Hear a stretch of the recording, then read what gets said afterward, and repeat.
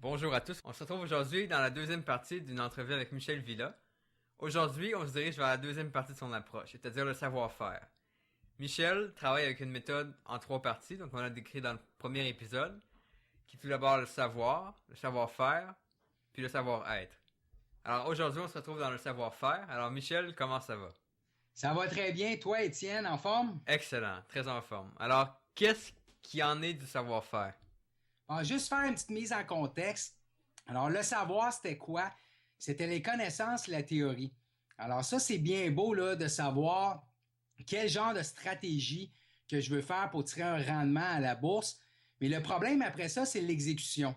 Et le savoir-faire, c'est ça. C'est de traduire les idées d'investissement à travers à quel moment que je rentre pour implanter ma transaction. À quel endroit que je vais prendre des profits. Combien d'actions que je dois acheter. Combien d'argent je suis prêt à perdre. Alors, c'est le développement des compétences et des habiletés qui te permet de faire de l'argent, mais surtout de gérer ton risque. Quelqu'un m'a déjà dit, je reconnais un bon trader, non pas par le montant d'argent qu'il fait, mais par le montant d'argent qu'il conserve. Alors, quand je parlais dans le premier volet de l'importance de la constance dans les résultats, évidemment, pour arriver, ça prend une bonne gestion de risque. On parle de quoi en termes de gestion de risque? Alors, quand vous avez un portefeuille, que ce soit pour l'investissement ou le trading, on doit se poser la question suivante. Quel est le pourcentage maximum que je dois mettre dans une idée? C'est-tu 10%, 15%, 20%? Selon ton degré de conviction, tu pourrais aller jusqu'à tiers de ton portefeuille. Sauf que ça te prend des critères qui sont vraiment bien établis où tu vas être prêt à prendre 30% de ton risque. Par exemple, si tu as un portefeuille de 10 000 tu te dis 30% de risque, c'est-à-dire que je suis prêt à perdre 3 000 Mais comme je le mentionnais, ça prend vraiment un rationnel qui est vraiment logique. Dans un autre côté, quelle est ma pondération investie dans un secteur? Comme par exemple, l'hiver dernier, si tu étais investi à 75% dans le secteur de l'énergie, tu as souffert parce que la commodité est passée de 100 à 40 $. Est-ce que j'achète des actions qui vont publier des résultats financiers? Comme vous le savez, la majorité des actions publient 4 fois par année des résultats financiers qu'on appelle des résultats trimestriels. Souvent, la volatilité est très élevée durant ces événements-là et ça peut aller, comme on dit, à gauche ou à droite. Alors, est-ce que je veux être exposé à ce genre d'événements-là? Et quand on prend aussi des occasions où il y a un titre comme Valeant Pharmaceuticals, qu'il y a des enquêtes qui sont faites sur le titre, est-ce que je veux vraiment courir ce risque-là d'investir de l'argent dans ce type de compagnie-là? C'est un titre qui se transigeait pratiquement à 400 là, il y a même pas 6 mois. Et là, il se transige dans le coin de 100 canadiens. Alors, évidemment, tu t'exposes à un risque de nouvelles, un risque qu'on appelle de réglementation. Puis même s'il y a des gars comme Bill Ackman, qui est des hedge funds très puissants, très crédibles, qui se disent, écoute, moi, j'achète 2 millions d'actions suite à la première baisse. Mais ça, c'est la transaction de Bill Ackman. Je sais pas c'est quoi son prix moyen. Je sais pas à quel prix il a ajouté. C'est quoi son prix de sortie. Combien de temps qu'il veut garder sa position. L'objectif de sa position, etc. Alors, quand on écoute ce genre de gourou-là ou de personnes soi-disant experts, on peut pas vraiment prendre mettons, l'idée d'investissement puis la mettre tout de suite dans ton portefeuille sans te poser ces questions-là. C'est quoi mon prix d'entrée? Pourquoi que je fais la transaction? Et à quel prix je suis prêt à prendre ma perte? C'est-à-dire, à quel prix mon scénario est invalide? Comme par exemple, si vous êtes positif sur la commodité de l'or, vous devez vous dire que graphiquement, si la commodité va sous la barre de 1000 $ américains, vous êtes en danger. C'est un chiffron que les gens regardent et le titre pourrait là s'effondrer dans le coin de 750-800 $. Alors, tant aussi longtemps que vous êtes positif sur l'or, c'est correct, c'est parfait, mais il faut que vous sachiez que sous la barre du 1000 $, ça pourrait brasser un peu et qu'il faut que vous soyez prêt à réduire votre position pour être capable, à travers le temps, de tirer un rendement intéressant. Malheureusement, peu importe la qualité de ton système que tu trouves dans le savoir, en testant tes stratégies, tu dois comprendre que tu ne peux pas avoir raison tout le temps. Les bons systèmes de trading peuvent te donner des fois 55-60% du temps raison, mais ce qui fait la différence, c'est quand tu as raison, est-ce que tu fais beaucoup plus d'argent que quand tu n'as pas raison? Par exemple, si j'ai une transaction gagnante, combien d'argent que je fais? Est-ce que je fais 200 $ en moyenne? Et quand je regarde mes pertes, est-ce que je perds 200 $ aussi? Si c'est ça, ben ça va me prendre ce qu'on appelle un win rate. Ça veut dire une probabilité de succès beaucoup plus élevée pour compenser ça. Alors, idéalement, ça prend des pertes qui sont vraiment moindres par rapport aux gains enregistrés. Et c'est ça la recette du savoir-faire. C'est que oui, les idées sont bonnes, sont disponibles sur Internet. Tu peux demander à ton courtier, tu peux demander à tes amis, tu peux demander à tes parents de te donner une idée de transaction. Mais quand arrive l'exécution, ce n'est pas linéaire. Une action va passer de 10 à 10,40, va reculer à 10,12, va baisser à 9,80, va remonter à 10,40, aller à 11, 10,50. Puis qu'est-ce qui se passe? Ben, ça brasse. Évidemment, tes émotions dans la portion savoir-être, c'est affecté.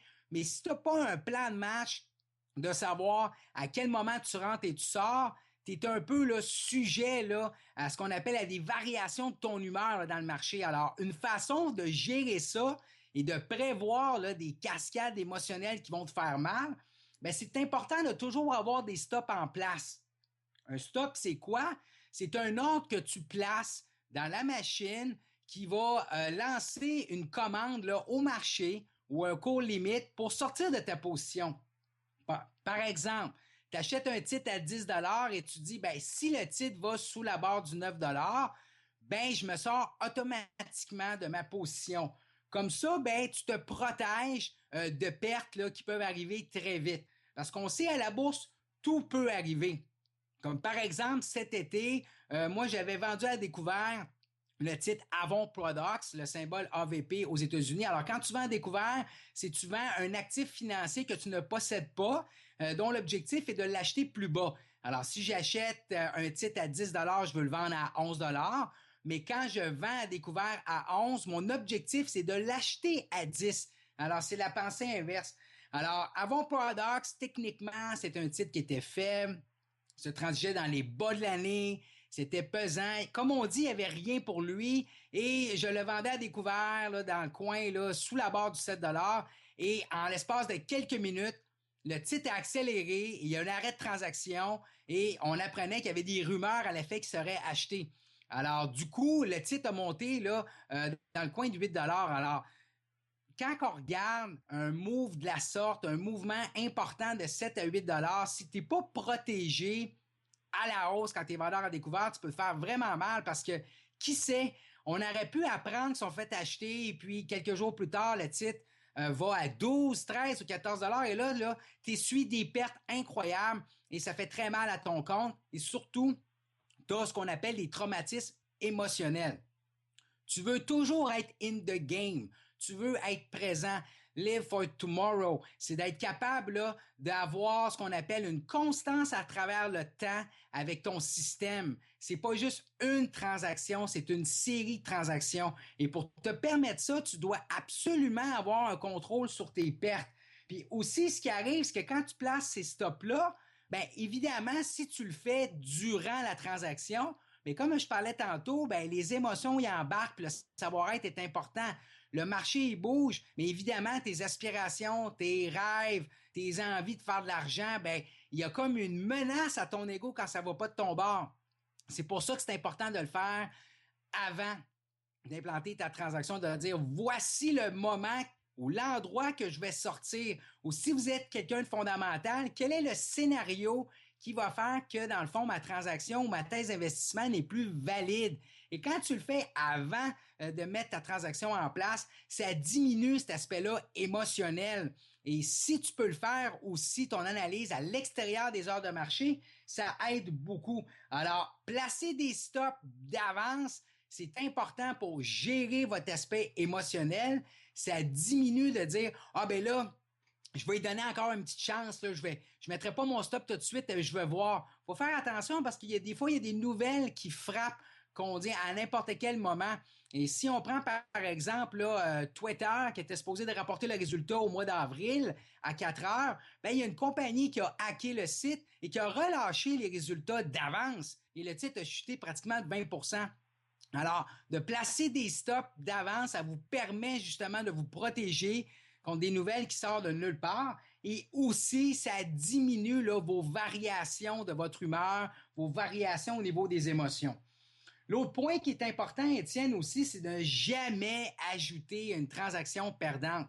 Et quand je parle de ajouter, il faut faire la différence avec l'expression d'en mettre un peu ici à gauche puis à droite. Je m'explique. Si vous voulez acheter, mettons, 1000 actions, vous pouvez commencer, mettons, à acheter 500 actions à 10 et tu dis, ben si le titre recule à 9, je vais en rajouter un autre 500 pour avoir, mettons, 1000 actions à 9,50 $. Alors ça, j'ai pas de problème avec ça. L'expression en anglais, là, c'est scale in. C'est-à-dire que je vais le faire par morceaux selon différents niveaux de prix. Alors ça, j'appelle pas ajouter une transaction perdante. Ajouter une transaction perdante, c'est de dire, écoute, Michel, moi, mon maximum d'actions, c'est 1000 parts. Et là, je l'achète à 10 $, j'achète 1000 parts. Et là, par la suite, le titre s'effondre, j'ai pas de stop. Et là, au lieu de prendre ma perte puis passer un autre appel, ben j'achète davantage d'actions pour réduire mon coût moyen. Alors, c'est là que ça devient dangereux parce que il y a deux phénomènes qui se passent. Dans un premier temps, tu veux réduire ton coût moyen, puis tu te dis, ben là, au lieu d'avoir 10 $, ben je vais avoir 9,50 $. Je vais être plus proche de la maison, dans le fond, pour revenir à mon prix d'entrée. Mais le danger, c'est que tu as plus d'actions aussi. Alors, si tu as 1000 actions à 10 $ et du jour au lendemain, tu te ramasses avec 2000 à 9,50 $, à chaque fois que le titre y baisse, ça te fait de plus en plus mal. Puis dans un deuxième temps aussi, tu n'acceptes pas le fait que c'est le marché qui dicte la danse. Ton opinion est importante pour mettre en place des stratégies. Mais en bout de ligne, c'est qui te donne raison? C'est le marché. Alors, le fait de t'obstiner en baissant ton coût moyen, en ajoutant des quantités d'actions, tu te mets à risque au niveau de la gestion de ton portefeuille. Et dans un deuxième temps, tu n'acceptes pas pleinement le résultat de chacune des transactions. Tu n'acceptes pas que le marché peut faire ce qu'il veut, qu'il est incertain, qu'il y a un aspect chance. Tu veux contrôler ce qui va arriver. Et malheureusement, le marché, c'est quoi? C'est un intermédiaire, tu as un acheteur et un vendeur. Et cet acheteur-là et ce vendeur-là, c'est anonyme. Je ne peux pas savoir c'est qui achète le titre. Je ne peux pas savoir c'est qui vend le titre. Alors, en partant, je peux toujours être dans le tort parce qu'une action monte ou baisse selon l'agressivité des participants. Okay? Est-ce que les gens sont prêts à payer un prix plus cher pour l'action ou il est vraiment pressé et il veut le vendre à un prix plus bas? Alors, il n'y a pas nécessairement un lien cause à effet pour chaque mouvement boursier. Le marché monte sur des bonnes nouvelles, mais il monte aussi sur des mauvaises nouvelles. Alors, tu ne peux jamais être certain à 100% ce qui explique le comportement boursier. Par conséquent, tu te dois être très, très, très prudent en ayant une bonne gestion de ton risque. Alors, je te dirais qu'Étienne, je ne sais pas si toi, tu as vécu ce genre de phénomène-là, mais l'aversion au risque, il y a pas mal de gens qui le vivent parce qu'une perte, c'est une douleur émotionnelle 2 fois plus importante qu'un gain. Okay? On a 2 fois plus mal quand on perd que quand on gagne. Et ça, c'est des études comportementales qui datent depuis des années. C'est des études classiques. Alors, il faut absolument se protéger de ce comportement humain-là et de placer des stops d'avance, de ne pas rajouter sur une transaction perdante. Ça t'aide à diminuer là, cet effet comportemental-là. C'est sûr que tu places ton stop, tu prends une perte, c'est sûr que tu peux ressentir la douleur émotionnelle, mais quand tu comprends qu'est-ce que ça prend pour être un trader constant, ça fait partie de la game, comme on dit. Les pertes sont inévitables. Il n'y a pas de système qui marche à 100%. Allez sur Internet, si vous voyez une annonce qui dit « ça fonctionne à 95%, allez-vous-en ». Abonnez-vous pas à cette lettre d'investissement-là, ça ne fonctionne pas. Moi, je veux voir la performance de ces gens-là. OK? C'est un mythe. C'est le fameux Holy Grail. Ce qui est important, c'est de mettre en place des transactions réfléchies avec ce qu'on appelle un hedge, c'est-à-dire là, un pourcentage de probabilité élevé que ça fonctionne, mais ce n'est pas certain. Et dans un deuxième temps, le savoir-faire, c'est de gérer, dans le fond, cet investissement-là en prenant des pertes rapidement quand ça ne va pas de ton bord. Et c'est ça qui va t'amener de la constance à travers le temps. OK? Et il n'y a pas de recette magique.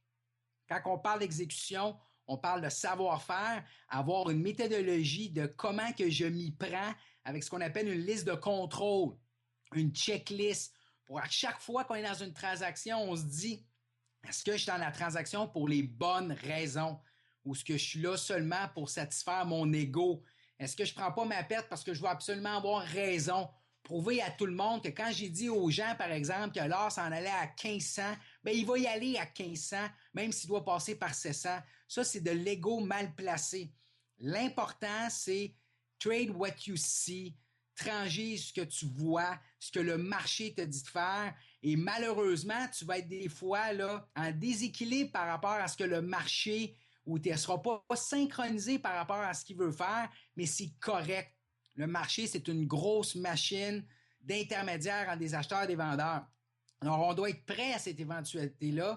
Et c'est pour ça que dans le prochain chapitre de Savoir-être, on va parler de comment composer avec les fluctuations du marché boursier, puis évidemment les fluctuations de ton profit and loss, c'est-à-dire des gains et des pertes. Mais avant, on doit avoir la discipline. Et la discipline, ça implique quoi? C'est d'avoir des règles de trading. Et quand je parle de règles de trading, c'est surtout par rapport à la gestion de risque. Alors, pour terminer, pour fin de rappel, à chaque fois que vous avez un portefeuille, soit d'investissement ou de trading, essayez de limiter la concentration par rapport au titre, par rapport au secteur. Faites attention aux événements où la volatilité pourrait être élevée. Par exemple, le rapport de bénéfices, l'annonce là, de la Réserve fédérale par rapport à l'augmentation ou non des taux d'intérêt, publication des inventaires de commodités comme le pétrole le mercredi matin. Vous devez savoir le calendrier économique. Vous devez savoir c'est quand les gens de la Fed parlent, comme Yellen, si elle fait un speech à 10 heures, c'est important de le savoir. Quand on est prêt, OK, à bien exécuter, ça, c'est du savoir-faire. Ça ne s'apprend pas dans les livres. Le savoir, ça s'apprend dans les livres. Ça s'apprend avec du coaching. Le savoir-faire, c'est quelque chose qu'on apprend avec le temps, avec l'expérience, mais surtout de la préparation. Et ça, malheureusement, les gens attachent peu d'importance à ça parce qu'encore une fois, on veut la sortir du parc. On veut avoir un investissement qui va nous rendre riches demain matin. Mais quand je parlais de constance dans le premier volet, bien, la constance vient souvent dans l'exécution et ça prend ces règles-là. Alors, ça fait le tour, Étienne. Parfait, parfait. Ça fait le tour. Par contre, j'ai l'impression qu'il y a beaucoup plus qui serait à couvrir. J'ai l'impression que les traders en ont beaucoup à apprendre, c'est sûr.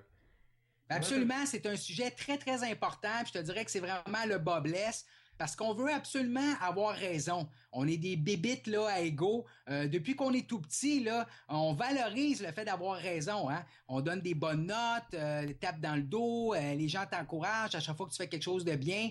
Alors, quand tu fais une erreur, ben, c'est un peu considéré là, comme un échec. C'est mal perçu un peu dans notre société. Puis évidemment, comme personne, on le prend souvent très dur, mais il faut le prendre comme occasion d'apprentissage et une perte, c'est ça, c'est une occasion d'apprentissage. Alors, il faut avoir ce mindset-là parce qu'elles sont inévitables, comme je le mentionnais. Alors, tu as beau avoir la meilleure transaction, la meilleure idée au monde, il peut arriver un événement qui fait que finalement, ça ne va pas de ton bord, puis c'est correct.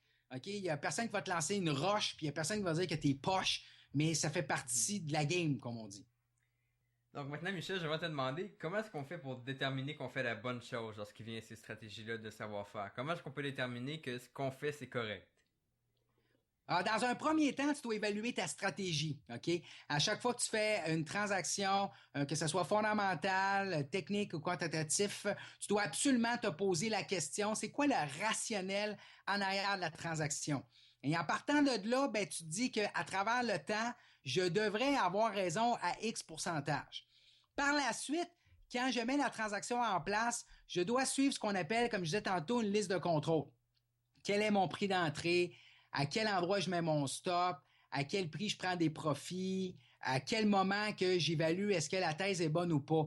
Et l'objectif, c'est d'évaluer si tu respectes cette liste de contrôle-là. C'est comme un pilote d'avion avant un décollage. Il va regarder est-ce que les ailes sont correctes, est-ce que les freins fonctionnent, on a-tu assez d'essence, la température, etc. Et lui, dans le fond, il est rémunéré à faire ces actions-là, à prendre les bonnes actions. Alors, pour un trader, c'est de s'assurer que le plan de match que tu as donné, est-ce que ça a été bien fait? Et malheureusement, dans le trading, ce qui arrive, c'est que des fois, on pénalise les bonnes actions et on rémunère les mauvaises actions. Je m'explique. Je peux avoir dit, j'achète un titre à 9 piastres, je mets mon stop à 8,80, à l'heure du dîner, je vais réévaluer le tout. Et là, évidemment, là, je fais tout ça. J'ai un processus parfait, mais malheureusement, le titre s'effondre puis je prends ma perte. Malgré le fait que je me suis bien comporté, le marché ne m'a pas donné raison. OK? D'un autre côté, tu peux arriver puis tu attends une rumeur sur le titre XYZ, tu arrives à l'ouverture du marché, tu achètes 1000 actions à 45 $, le titre accélère à 45,50, tu prends des profits. Wow! Je viens de faire 500 $. Mais en bout de ligne, malgré le fait que tu as fait de l'argent, est-ce que ça a été une bonne transaction? Pas vraiment. C'était impulsif, tu connaissais pas l'entreprise, tu connaissais pas les niveaux, tu t'es juste garoché à l'ouverture pour faire de l'argent. Alors, ce genre de comportement-là, c'est extrêmement dangereux parce que tôt ou tard, le marché va te ramener sur terre, il va donner une correction parce que, évidemment, la constance, c'est à travers plusieurs transactions. Alors, en résumé, ça te prend une stratégie. Dans un deuxième temps, évalue ta performance non pas par le résultat, si tu as fait de l'argent ou pas, mais bien, est-ce que tu as mis en place ta transaction d'une manière efficace? Et puis, comment est-ce que le nouveau trader fait pour déterminer ce qu'il doit faire? Alors, est-ce qu'il doit, par exemple, faire ce qu'on appelle du scaling out ou non? Alors, comment est-ce qu'on détermine ça? Dans un premier temps, quand il va tester sa stratégie, il va apprendre qu'il y a des variations et des subtilités à l'intérieur d'une stratégie. Comme par exemple, si quelqu'un achète des cassures à la hausse, ce qu'on appelle des breakouts. Alors évidemment, il n'y a pas un breakout qui fonctionne de la même façon. De reconnaître quelles sont les conditions gagnantes pour que le breakout marche. Alors, ce qu'on appelle dans le fond le playbook, qui est un concept de Mike Bellafiore d'SMB Capital, c'est important d'archiver tes transactions. Que ça soit dans un mode paper trade ou simulation, prends en note qu'est-ce qui se passe lorsque tu mets en place ta stratégie. Qu'est-ce qui fait que ça fonctionne? Qu'est-ce qui fait que ça ne fonctionne pas? Comme par exemple, un breakout va bien fonctionner s'il y a une nouvelle, s'il y a un catalyseur. Il va bien fonctionner s'il y a du volume. Il va bien fonctionner, par exemple, si le marché est à la hausse. Alors, c'est 3 critères qui augmentent les probabilités que ça fonctionne pour une cassure à la hausse. Mais ça, tu dois le prendre en note dans ton journal et tu archives dans ton journal les conditions gagnantes.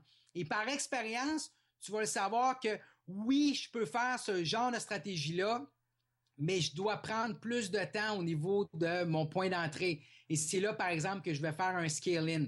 C'est de comprendre, c'est à quel moment que je dois y aller pour l'accélération, à quel moment je dois y aller plus pour un jeu de retracement. Alors, je te dirais, qu'Étienne, que ça prend beaucoup de pratique et d'expérience, mais ça se fait pour quelqu'un qui commence à travers ce qu'on appelle la simulation, le paper trading.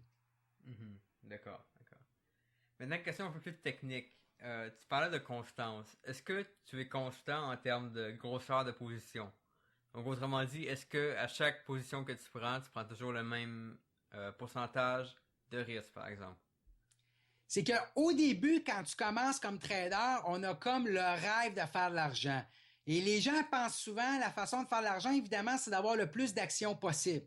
Le problème dans ces situations-là, c'est que tu n'es pas capable de composer avec les variations de ton profit and loss, c'est-à-dire tes gains et tes pertes. Alors, au début, on apprend à transiger avec, mettons, 100 actions.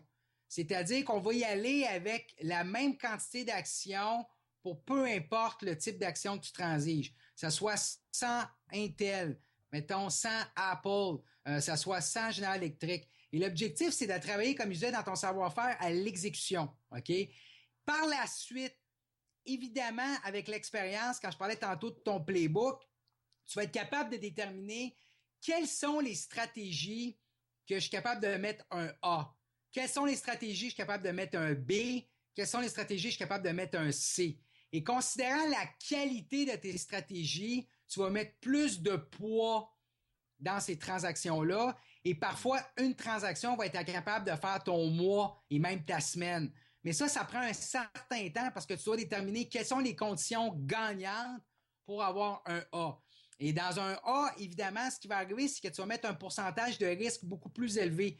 Je parlais d'entrée de jeu, mettons, si je ne veux pas perdre, mettons, plus que 1 000 $ dans ma journée, ben si je trouve que c'est un play qui a des caractéristiques d'un A, je vais être prêt à perdre 300 $ dans ce play-là. Alors, c'est quoi? Ça pourrait être un titre, par exemple, qui ont sorti d'excellents résultats financiers, un titre qui se transige dans un nouveau haut historique, et là, après une accélération de 9h30 à 10h15, le titre consolide dans une petite intervalle de prix. Et là, je me dis, si le titre accélère au-dessus du haut de cet intervalle de prix-là, je l'achète, je mets mon stop en dessous de le petit intervalle de prix. Et mon objectif, dans le fond, là, c'est de le vendre en fin de journée. Selon moi, par expérience, c'est un titre qui se mérite d'avoir un plus gros pourcentage de risque, c'est-à-dire un plus grand nombre d'actions. Mais ça, je l'ai déterminé à travers le temps, à travers l'expérience. Alors, en résumé, quand tu commence petit. L'objectif, c'est de travailler sur ton processus et avec l'expérience, avec ton journal et de ce que tu vois, tu vas être capable de distinguer quel genre de stratégie qui mérite plus d'attention en termes de risque et d'action. Excellent. Alors, si on avait un message pour les traders de cet épisode, je pense que ça serait vraiment de définir leur stratégie de savoir-faire. Alors, qu'est-ce qu'ils font lorsqu'ils sont dans un trade? Comment ils entrent un trade? Qu'est-ce qu'ils mettent en place? Et puis, simplement de définir ça sur papier, j'imagine. N'est-ce pas? Tout à fait. Puis il y a déjà une étude qui a été sortie là, à l'effet que les gens qui ont commencé à transiger dans leur compte personnel à 25 ans et moins trouvaient ça plus facile, la transition vers une carrière en finance, en trading, qu'une personne comme moi, là, 40 ans, là, mettons, qui commencerait à transiger. Alors, oui, le savoir, c'est important, mais passez du temps à vous pratiquer et commencez dès maintenant, comme je le mentionnais, avec le simulateur, avec du paper trading, où ce que vous mettez pas de l'argent réel. L'objectif, là, c'est de tester vos stratégies, de pratiquer votre exécution, et ça, à l'abri des émotions. OK? Et quand ça va être le temps d'investir l'argent à la bourse, commencez tranquillement avec un peu nombre d'actions pour aller chercher cette constance-là. Et après ça, vous allez être capable de travailler sur le savoir-être. Alors, pratiquez dès maintenant. Si vous êtes un jeune étudiant, commencez dès aujourd'hui.